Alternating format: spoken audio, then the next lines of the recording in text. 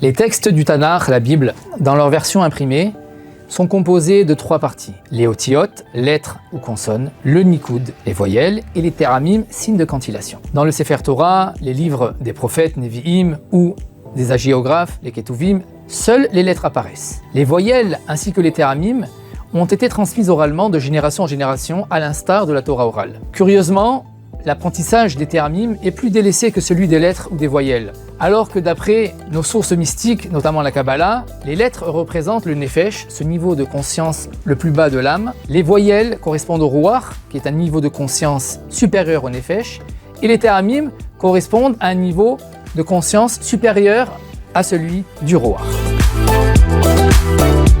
Où évoque-t-on pour la première fois cette notion de teramim dans nos textes sources? Alors, il s'agit d'un verset dans le prophète Néhémia qui dit la chose suivante: Vayikreu basefer betorat haElohim meforash, vesom sechel vayavinu bamikra. La fin de ce verset, vesom sechel vayavinu bamikra, qu'on peut traduire par et en indiquer le sens de sorte que l'on comprit le texte. La Gemara, dans le traité Nedarim 37b, dit à propos du verset Vayavinu bamikra, ze pisuk teramim. Ce qui veut dire que ce verset fait référence à la partition des teramim. Les teramim se trouvent généralement au-dessus ou au-dessous d'un mot, mais aussi parfois avant ou après un mot. Les teramim remplissent 3 fonctions: syntaxique, phonologique et musicale. 1. La plus importante des 3, la fonction syntaxique. C'est celle qui permet le pisuk, à savoir le découpage des versets en séquences.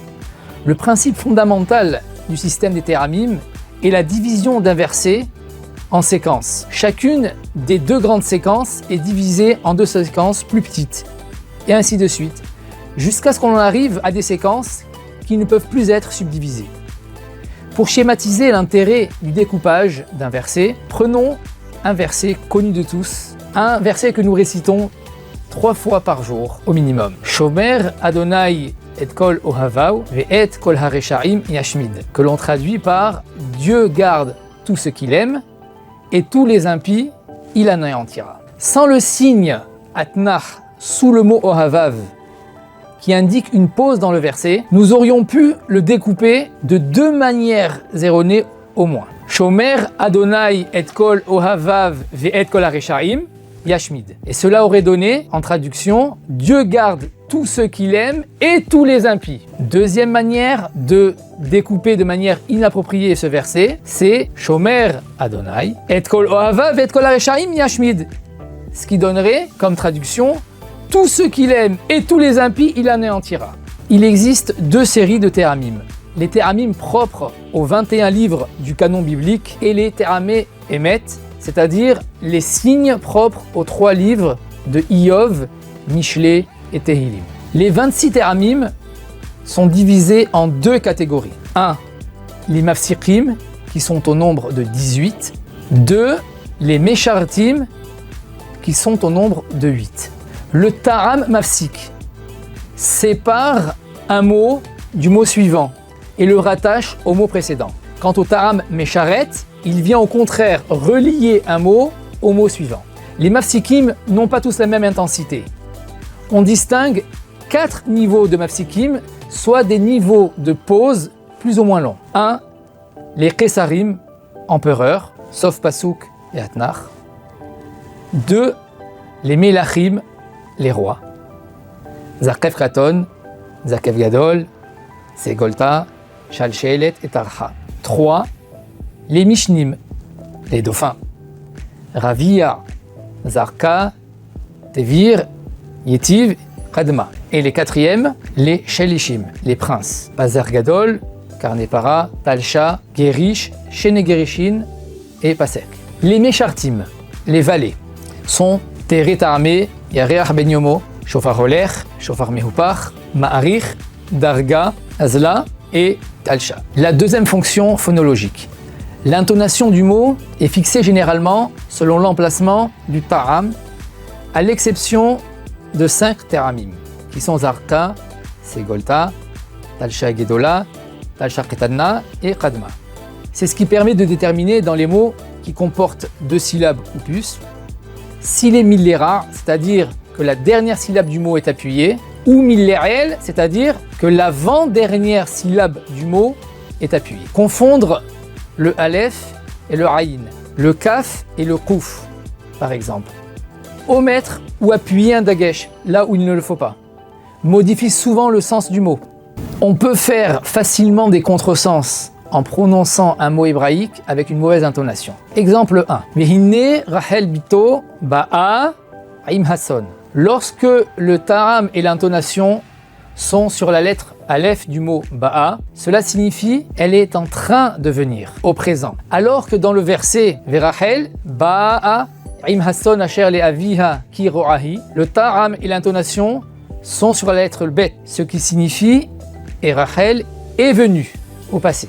Deuxième exemple. Ve'et kol helam, ve'et kol tapam, ve'et neshehem, shavu, vayavozu, ve'et kol asher babayit. Lorsque l'intonation est sur la lettre bet, cela signifie et tous leurs biens, tous leurs enfants et leurs femmes, ils capturèrent et ils pillèrent. Alors que dans le verset Vayar ha'elohim et ma'asehem ki shavu midarkav hara'a, le sens est Hachem vit leurs actions, qu'ils étaient revenus de leur mauvaise voie. La troisième fonction, musicale. Il s'agit de joindre l'agréable à l'utile. Il est intéressant de constater que le mot taram en hébreu désigne aussi bien le goût que le sens. Dans le thème qui nous concerne, ce sont les deux significations qui sont incluses dans ce mot.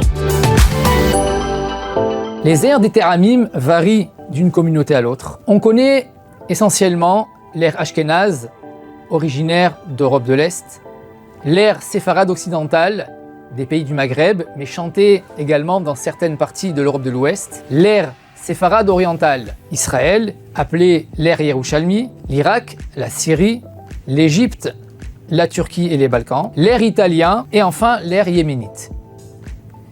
Il est évident que les différents airs ont été inspirés et influencés par les pays où les Juifs ont séjourné. Il existe deux systèmes de téramim pour les deux passages des Aseret Hadiberot, les 10 commandements, de la Parashat Yitro et Vaet Hanan. L'un est dénommé Taram Tahton. Cet air suit l'ordre des Pesukim tels que Moshe Rabbeinu les a ordonnés sur le mont Sinaï. L'autre air est dénommé Taram Elyon et cet air regroupe tous les versets de chacun des 10 commandements en un seul grand verset, excepté pour les 2 premiers commandements qui sont regroupés en un seul verset. Ces passages sont lus dans la plupart des communautés avec un air différent. Il existe 4 dénominations différentes des téramim. Celle des Ashkenazim, celle des Séfaradim, celle des Italiens et celle des Yéménites. Les personnes lisant la Torah se font aider parfois par une personne qui, avec les signes de la main, indique les téramim à chanter. L'origine de cette pratique remonte à la Gemara, dans Brachot 62a, où il est dit, là-bas, « Pourquoi utilise-t-on la main gauche pour s'essuyer aux toilettes ? Car la main droite sert à indiquer les téramim de la Torah. » Pour conclure, je ne saurais que trop vous encourager à apprendre les téramim auprès d'un maître compétent. Les enjeux d'une lecture inexacte ne peuvent pas être négligés. Be'atzlacha Rabba.